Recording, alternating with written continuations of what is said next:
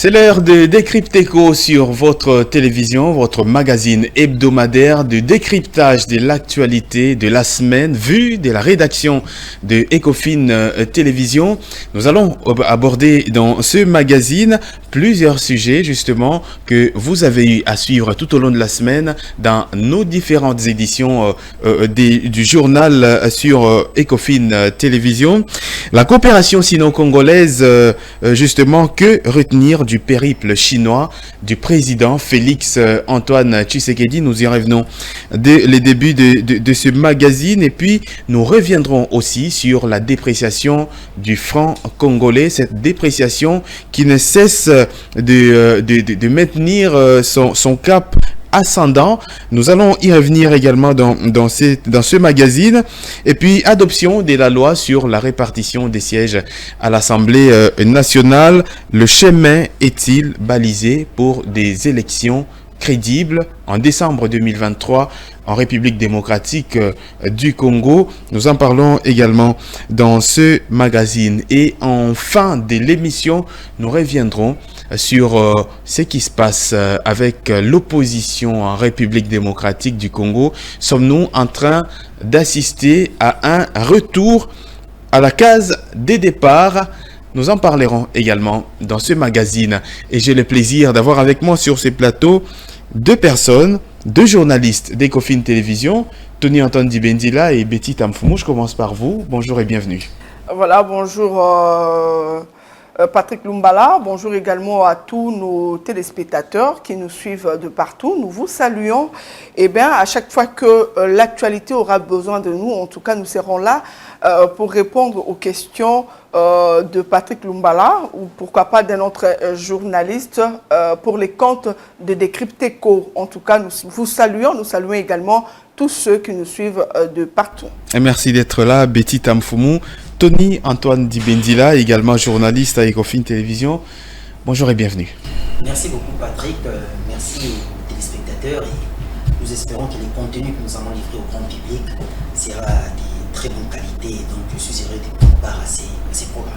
Le président Tshisekedi qui s'y rend en Chine, on sait qu'avant de s'y rendre, il a déjà été dans plusieurs capitales occidentales, notamment à Washington, mais l'accueil qui lui a été réservé en Chine, c'était un accueil tout à fait particulier.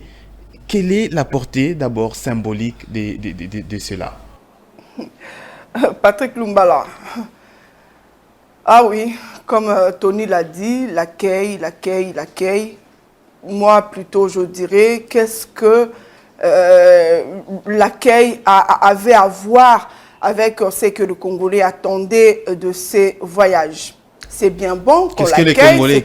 Qu'est-ce que les Congolais attendaient de ces voyages de ces voyages par rapport à cet accueil? L'accueil, c'est tout à fait normal. C'est un président de la République qui se déplace vers un autre pays. C'était tout à fait normal qu'on l'accueille ainsi.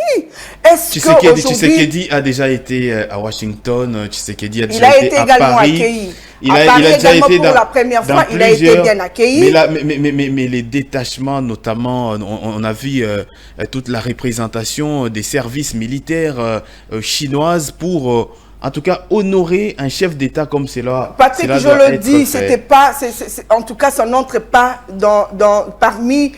sur la liste, ça n'entre pas sur la liste des attentes de Congolais. Ça ne représente rien du tout. Ça ne représente rien, bien que nous apprécions cela, le fait qu'on puisse reconnaître notre président, qu'on puisse lui réserver un accueil aussi chaleureux, ça nous sommes bien d'accord. Une marque de considération. Une marque de considération. Ce qui n'est pas le cas avec les pays occidentaux. Mais ce n'était pas ce que le Congolais attendaient de ces voyages, Patrick Lumbala.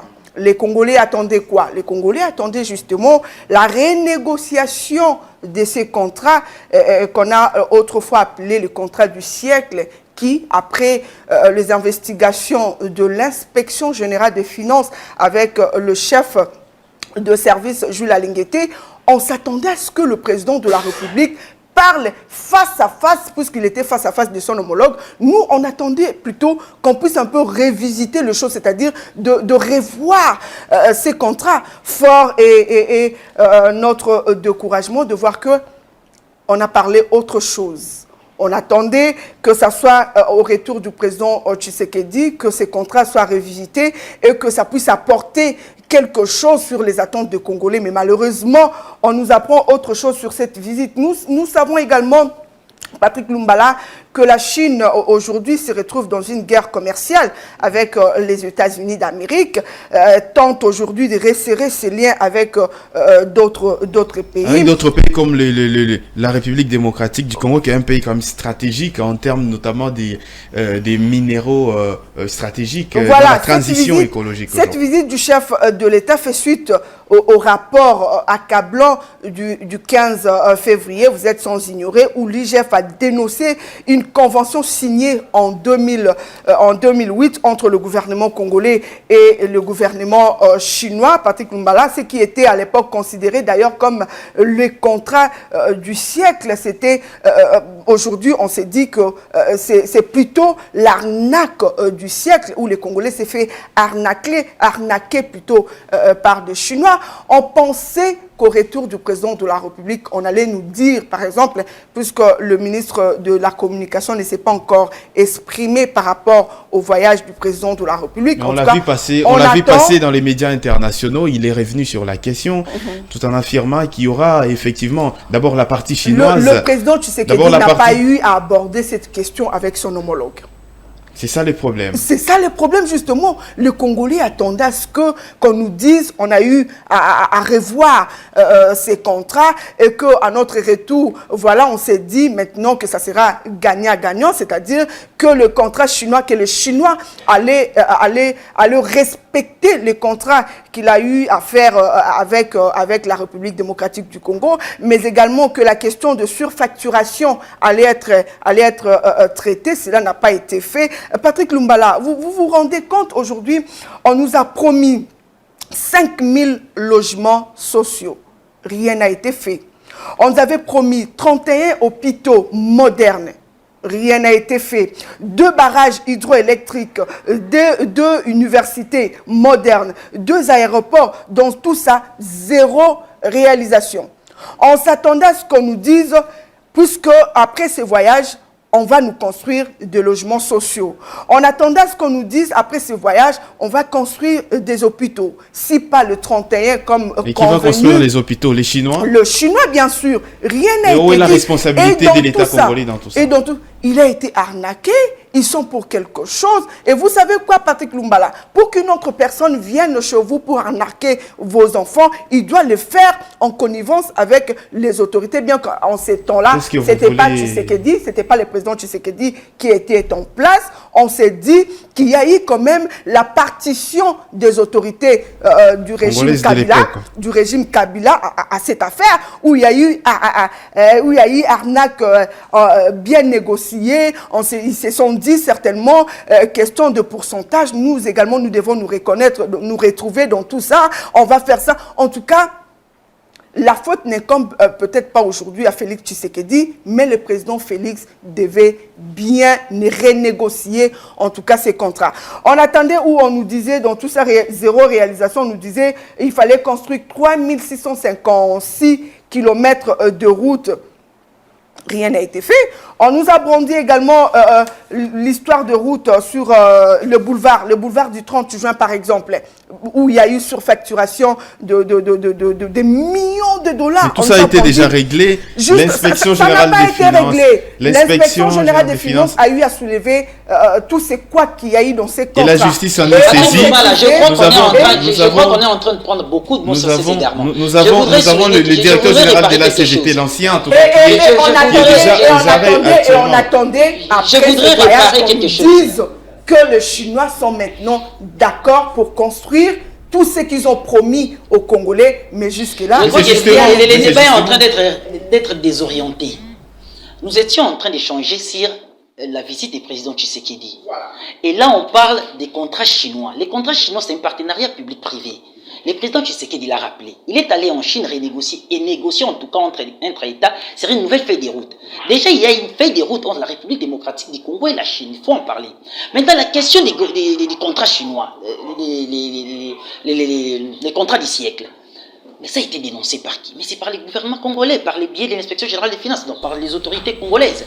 C'est-à-dire qu'il y a eu des équilibres. Il y a plusieurs choses que les contrats, que la SICOMIN n'a pas réalisé, que les contrats n'ont pas réalisé. Mais la responsabilité n'est comme pas qu'aux Chinois. Nous avons vu la justice congolaise interpeller plusieurs personnes. L'ancien directeur général de l'Agence congolaise des grands travaux est aux arrêts aujourd'hui pour cette question des équilibres constatés, des détournements constatés, parce que la l'IGF n'a pu retracer que 300 millions sur, 800 millions sur les milliards que la République démocratique du Congo devait bénéficier autour de ces contrats. Donc là, on parle de partenariat entre États. Félix Tshisekedi est allé en Chine rencontrer son homologue Xi Jinping pour des questions liées pour une nouvelle feuille de route entre États, entre la République démocratique du Congo, le gouvernement congolais et les gouvernements chinois. S'il faut prendre l'histoire des SICOMIN, mais qui a décrié les contrats chinois, qui aujourd'hui le régime qui aujourd'hui a étalé les déséquilibres de ces contrats-là. C'est le pouvoir Tshisekedi. Pour réparer justement ces déséquilibres. Plusieurs experts. Pour réparer justement ces déséquilibres. Non, j'avance, s'il vous plaît. Pour réparer justement ces déséquilibres. Plusieurs experts sont d'accord aujourd'hui que déjà, dès l'époque, les experts congolais ont mal négocié ces contrats. On doit le savoir. Les Congos avaient mal négocié les contrats chinois. Et aujourd'hui, nous avons vu qu'il y a des retombées négatives. Nous n'avons pas pu bénéficier de tout ce que les pays auraient dû bénéficier durant toutes ces années. Et à l'arrivée de Félix Tshisekedi au pouvoir, et après la redynamisation de l'inspection générale des finances, on se rend compte aujourd'hui, on se réveille après un rapport accablant, qui voilà, il y a beaucoup de choses qui n'ont pas été réalisées. Et des millions sont volatilisés. Aujourd'hui, il y a des gens qui sont montrés du doigt. L'ancien coordonnateur de ces projets, messieurs, bon, les noms m'échappent, l'ancien coordonnateur, c'est un bras droit de l'ancien président Kabila. Donc, on s'est rendu compte qu'il y a des choses qu'il fallait faire, mais les Congo n'a pas fait. Ce qui devait conduire ces contrats-là, pour qu'ils soient favorables à la République démocratique du Congo, ils ne l'ont pas fait correctement. Justement, ils ne l'ont pas fait. Et aujourd'hui, le président Tshisekedi l'a dit, pour qu'un partenariat soit efficace entre la République démocratique du Congo et la Chine, mais il faut traiter entre États. Et aujourd'hui, il y a des mémorandums. Il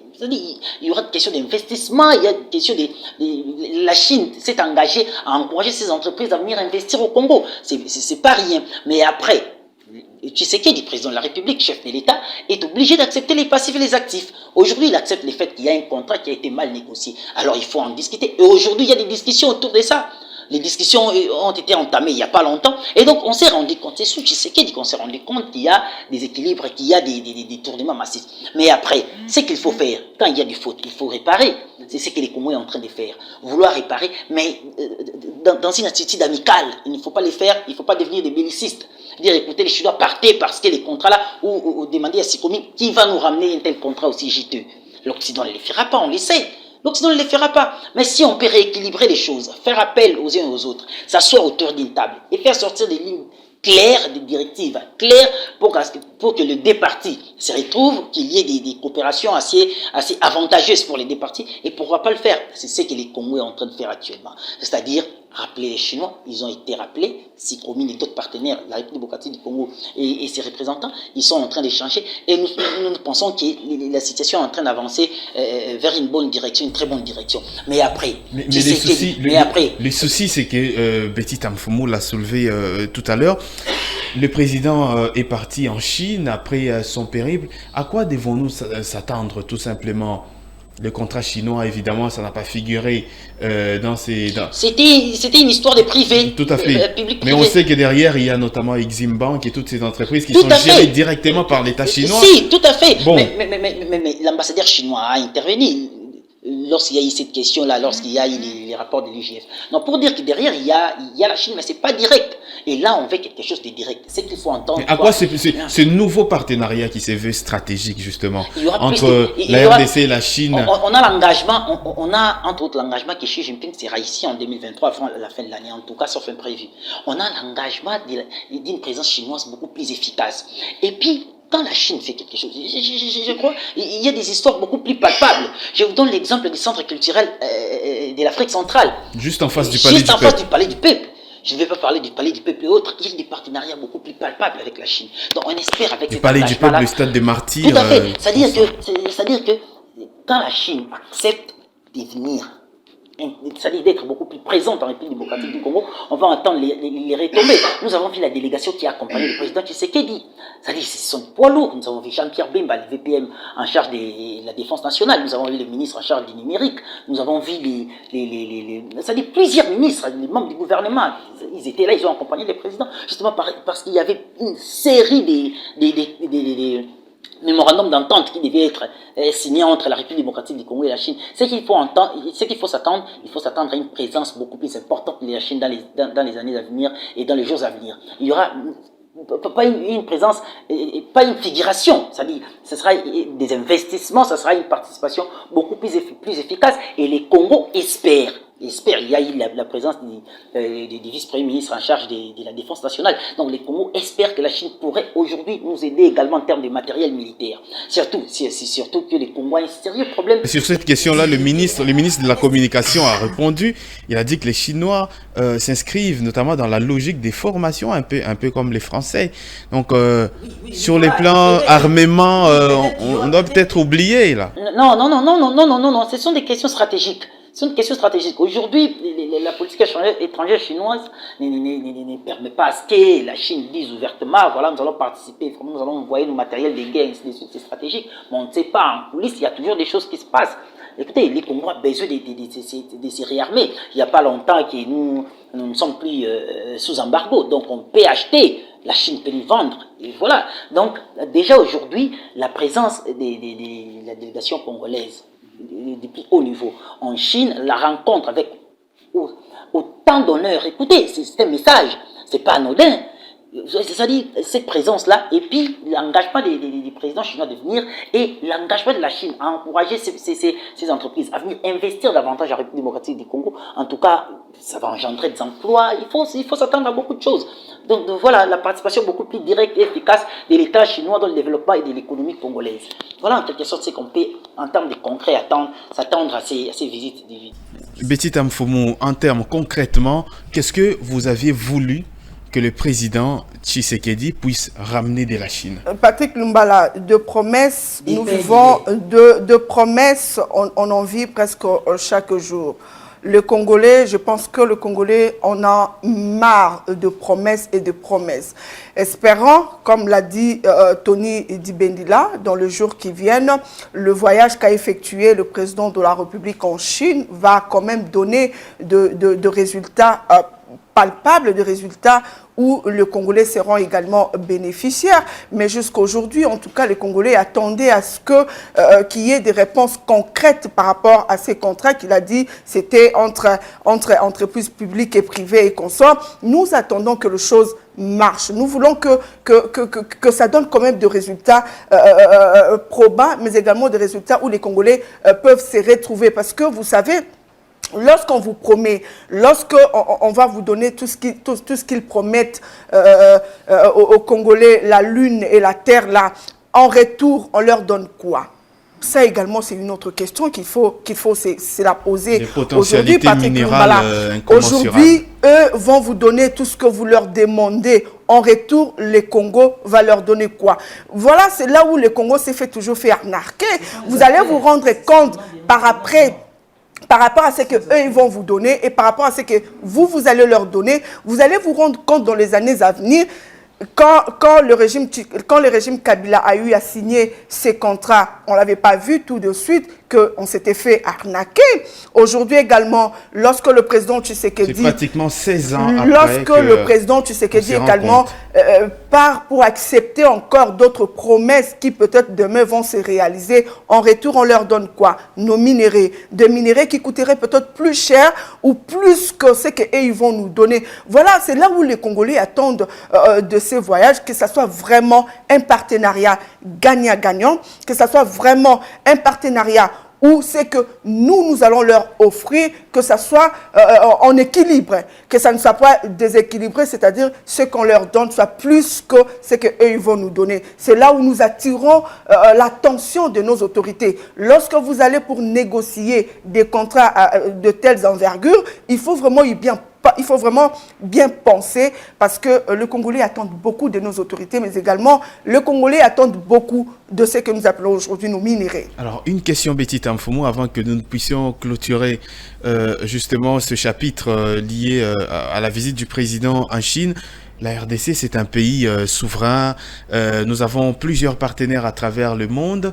Pensez-vous, comme certains observateurs, que la visite du président en Chine et avec tout ce qu'il y a eu à se conclure comme mémorandum et consorts vont mettre en mal les relations de la RDC avec d'autres partenaires occidentaux, je vois les États-Unis ou la France par exemple? Voilà, Patrick Lumbala, lorsque vous soulevez cette question, le Congolais en parle également. Aujourd'hui, la Chine qui cherche à rivaliser avec les États-Unis, on l'a dit, au nom de la diplomatie agissante, nous avons intérêt à avoir de bonnes relations avec tous ces partenaires. Là, nous voyons les États-Unis, la Russie et autres pays, pourquoi pas, mais également la Chine, ce n'est pas un pays à exclure lorsque nous parlons de la diplomatie agissante.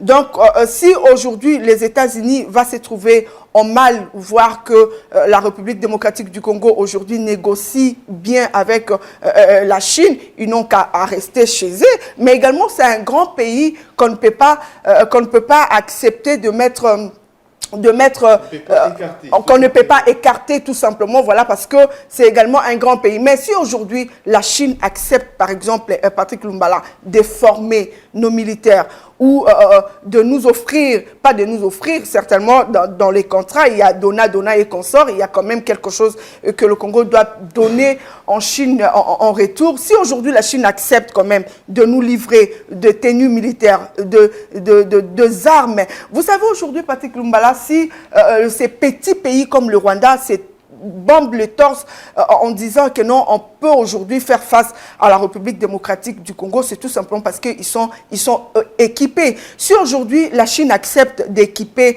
la République démocratique du Congo en armes, aux armes qu'il faut pour faire face, pour se faire respecter.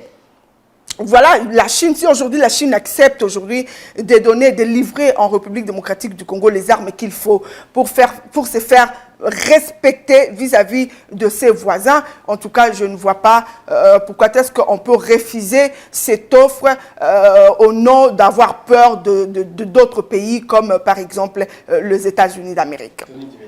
Oui, justement, je crois que les Occidentaux, voire des mauvais, les partenariats entre la République démocratique du Congo et la Chine, je vais me tourner, en tout cas, les États-Unis eux-mêmes traitent avec les Chinois, les Français traitent avec les Chinois, les Allemands, les Anglais et autres. Donc, ça dit, s'ils traitent avec les Chinois, nous aussi, on peut traiter avec les Chinois. Mais évoquer la question des matériels militaires, peut-être la formation et tout, moi, je crois que si les Chinois vont nous former, ça sera peut-être autour des matériels de guerre qu'ils vont nous livrer. Parce que si la question des batailles, moi, je ne sais pas, les Chinois se sont battus. Je n'ai jamais vu la Chine aller faire la guerre. Une armée qui ne s'est jamais battue. Alors que donc, la nôtre, elle est en guerre depuis plus de 20 ans. C'est-à-dire, nous, en termes de la guerre comme ça, c'est-à-dire que c'est nous qui avons à apprendre au Chinois. Oui, c'est nous qui peuvent d'ailleurs, c'est nous qui pouvons apprendre les Chinois. Mais peut-être, s'ils peuvent nous former, moi je crois que ça peut être autour des avions de guerre, la manipulation des matériels de guerre. Des matériels de guerre tels que les missiles sol-sol, les missiles solaires, les missiles air-sol, les blindés, ainsi de suite, marque chinoise. Ça, on peut, mais en termes de guerre comme ça, moi je ne vois pas. La Chine ne s'est jamais battue, elle va nous apprendre quoi. Donc, c'est-à-dire, je voudrais dire en quelque sorte, à partir de là, que la République démocratique du Congo, oui, doit avoir des partenariats sérieux avec les Chinois, et les Occidentaux ne peuvent pas voir cela d'un mauvais œil parce qu'eux aussi traitent avec les Chinois. Donc nous aussi, nous avons tous les trois et les pleins droits de traiter avec les Chinois. Nous sommes donc un pays indépendant et souverain. Nous avons le droit d'avoir des partenaires partout à travers le monde, même des communistes. Même avec la Chine, bien que la Chine... Même avec la Russie, pourquoi pas. Bien sûr, la Russie aussi, rien ne nous interdit, mais ça tique toujours dans l'œil des Occidentaux. On va très vite changer des sujets. Alors justement, avec vous, Tony Antoine Dibendila, le franc congolais qui se déprécie de plus en plus. On a l'impression d'être dans une situation de non-retour. L'économie congolaise est toujours extravertie. Nous ne produisons rien, nous n'exportons rien. Comment faire aujourd'hui? Doit-on toujours rester des éternels, on va dire, permettez le terme, esclaves du Fonds monétaire international pour maintenir l'équilibre de notre monnaie? Vous savez, il y a depuis la série des mesures drastiques prises par plusieurs États liées justement au virus, à la guerre. Au coronavirus, l'économie mondiale a connu plusieurs situations désastreuses. Et déjà en 2022, il y a également la guerre russo-ukrainienne qui a impacté sérieusement sur l'économie mondiale. Et la RDC n'a pas été épargnée. Aujourd'hui, les experts sont d'avis que notre économie est résiliente, l'économie de la République démocratique du Congo. Donc il y a des chocs extérieurs qui peuvent être pris en compte dans cette question de la dépréciation du franc congolais, parce que déjà, quand vous avez une économie qui connaît des problèmes en termes qui connaît quand même des chocs, beaucoup de chocs extérieurs et qui arrive à se maintenir, surtout que notre économie est l'une des économies les plus dollarisées au monde. C'est-à-dire que nous avons besoin de devises pour fonctionner. Et quand l'État se rend compte qu'il n'y a pas assez de devises, parce que déjà au niveau de l'extérieur, il y a assez de chocs, il n'y a pas de devises qui rentrent, il faut s'attendre à ce qu'il y ait... Non seulement il n'y a pas de chocs, mais nous-mêmes, nous ne produisons rien. Nous Tout à fait. n'exportons rien pour capter ces devises-là. Tout à fait. Cela s'ajoute à nos problèmes internes. C'est-à-dire que nous n'avons pas assez de production pour avoir assez de devises pour soutenir notre économie interne. C'est tout à fait normal que les francs congolais se déprécient. Et puis, moi, je voudrais que la Banque centrale fasse assez d'efforts en tout cas pour permettre à ce que les francs congolais, parce que cela a des répercussions sur le pouvoir d'achat. Le pouvoir d'achat des Congolais, on va le ressentir dans les paniers de la ménagère, dans les quotidiens des Congolais, parce que déjà là, quand les francs congolais se déprécient, on a des conséquences ici.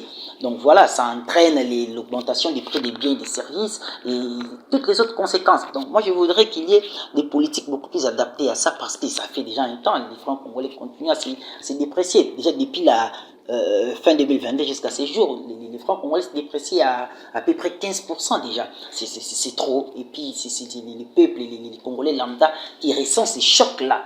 Et donc quand les Congolais lambda les Congolais lambda, et puis quand ça se déprécie, ça ne revient jamais. Oui, ça ne revient jamais. Le gouvernement, avec notamment le comité de conjoncture économique, c'est toujours nous allons stabiliser, et puis après ça monte, on va stabiliser à ces niveaux, ça monte, jamais ça ne revient. C'est ça le vrai problème. Donc on a l'impression que la Banque centrale n'arrive pas à prendre les choses après le corps pour proposer des politiques adaptées. Il n'y a pas assez longtemps, lors d'un conseil des ministres, le président de la République a demandé au gouvernement, mais aussi à la Banque centrale, de chercher des mesures efficaces quand même pour arriver à stabiliser le taux de franc congolais vis-à-vis aux devises étrangères. Parce que déjà là, c'est très difficile. Les Congolais qui continuent à subir ces coups-là, c'est très compliqué. Donc moi, je voudrais aujourd'hui faire appel à la Banque centrale, aux autorités congolaises en tout cas, d'accélérer, de chercher des mécanismes beaucoup plus adaptés et beaucoup plus efficaces pour l'écosystème de notre économie, et voir comment est-ce qu'on peut en tout cas maîtriser cette dépréciation, parce que là, ça chauffe. Ça chauffe, c'est-à-dire on le voit. C'est-à-dire déjà le pouvoir d'achat congolais est maigre, et quand la dépréciation se poursuit du jour au lendemain, vous réveillez 2 ou 3 jours après, une semaine après, les dollars qui se changeaient, un dollar qui se changeait à 2000 francs se retrouve à 2300 et ainsi de suite. C'est très compliqué en tout cas. C'est pourquoi là nous faisons vraiment appel aux autorités congolaises, au gouvernement congolais, de mettre en application les mesures qui ont été annoncées il n'y a pas longtemps, des mesures pour justement stabiliser les taux d'échange. Patrick Lumbala, vous savez, lorsque Matata Pogno sortait les gros billets de 20 000, de 10 000 francs, moi, en tant que Congolais, je me disais que ces gros billets allaient créer des problèmes aux francs congolais. Aujourd'hui, ce sont justement même l'un des causes qui font à ce que le franc congolais se déprécie. Avec ces gros billets, on peut même enlever ces gros billets-là à la circulation. Hein, faire plus de billets de 50 francs, de 100 francs, que ce soit un peu plus à la circulation. Mais également aujourd'hui, avec une quantité assez on nous- importante de billets, un peu comme à l'époque Mobutu. Patrick Lumbala, Avec on des parle billets même qui de se la déprécient de plus en démonétiser le franc congolais, si possible. Ça veut dire Ça sera très tôt. Ça sera très tôt. En tout cas. C'est-à-dire si on peut changer, si on un peut peu, changer un les peu monnaies. comme ce que Mouzé Parce que, Laurent avait fait. Ça, ce un sont peu les comme ce que extrémistes. Mouzé avait fait.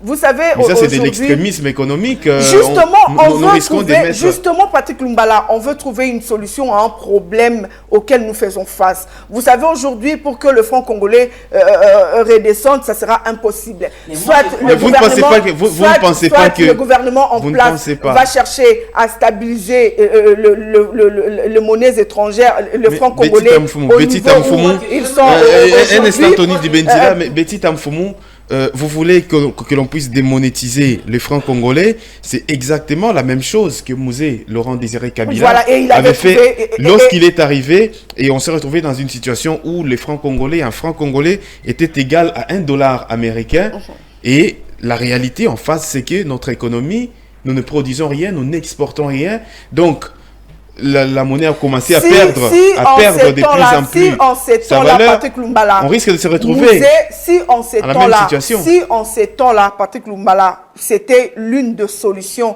qui a fait que le Congo reste quand même stable. Pourquoi pas le pratiquer aujourd'hui?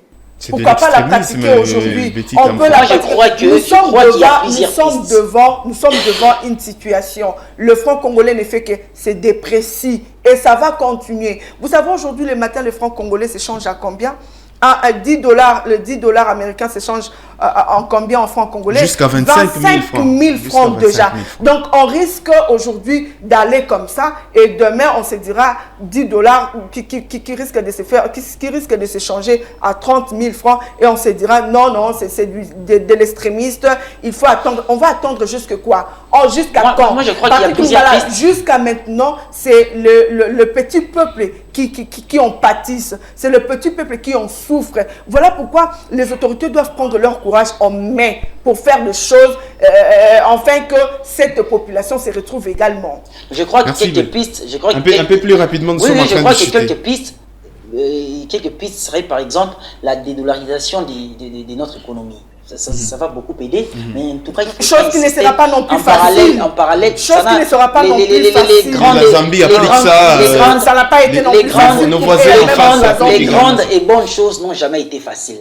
La dédollarisation de notre économie, mais également la production interne. Il faudra marquer à propos. Si en tout cas les éléments, les ingrédients pour arriver à atteindre ces deux pistes-là sont mis ensemble, je crois qu'on pourrait résoudre cette question de la dépréciation. Je vous donne à chacun 1 minute justement pour placer un mot sur la loi sur la répartition des sièges qui a été adoptée à l'Assemblée nationale. Le chemin est-il balisé pour des élections crédibles? Nous sommes arrivés à la fin, un peu plus rapidement. Je crois que les élections en République démocratique du Congo cette année auront plus de crédibilité, que ce soit à l'interne et à l'externe.